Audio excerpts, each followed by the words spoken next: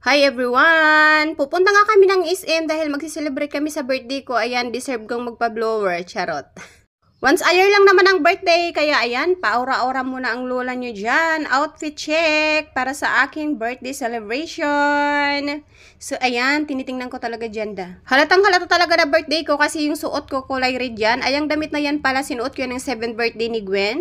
Siyempre, dahil hindi tayo anak ng kontraktor, siyempre, jeep lang muna tayo at wala pa tayong nabibiling sasakyan dyan. Pansamantagal na yung jeep na yan. So, nakarating na nga kami dito sa SM, mga dating na yun yung entrance ng SM. Ang ganda na, ang dami ng decoration for Christmas. Papasok na nga kami dyan. Nakapasok na nga kami sa loob ng SM. Tingnan nyo naman si Nigel kung gaano siya kasaya. Ayan, paakyat nga kami sa taas yan. Pupuntahan na lang namin yung Vikings kasi nagpa-schedule kami sa online. Fully book na daw, kaya mag-walk-in na lang kami. Wala talaga sa plano ko mga day na mag-SM kasi nga wala nga akong budget. Pansit lang talaga ang budget ko. Siyempre, marami tayong utang kaya kailangan utang muna ang ating unahing bayaran, no? Kaysa magpasaya-saya tayo tapos marami namang utang. Charot. Dito na nga kami sa Vikings. Ayan, balik na lang daw kami ng 3 PM. Pero hindi kami sure kung makakapasok. Ayan, nag-video-video nga ako dyan sa skating na yun. Wala namang nag-skating.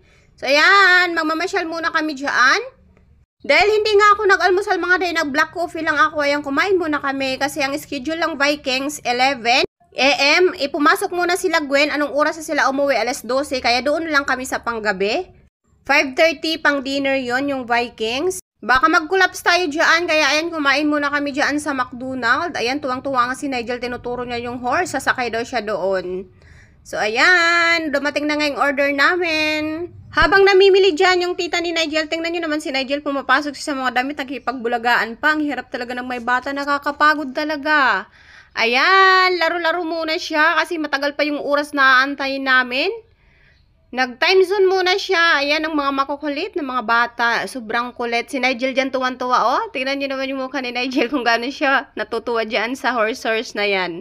Dahil napapagod na kaming mag-ikot-ikot, ayan, naisipan naming mag-video okay na lang. Kanta-kanta muna.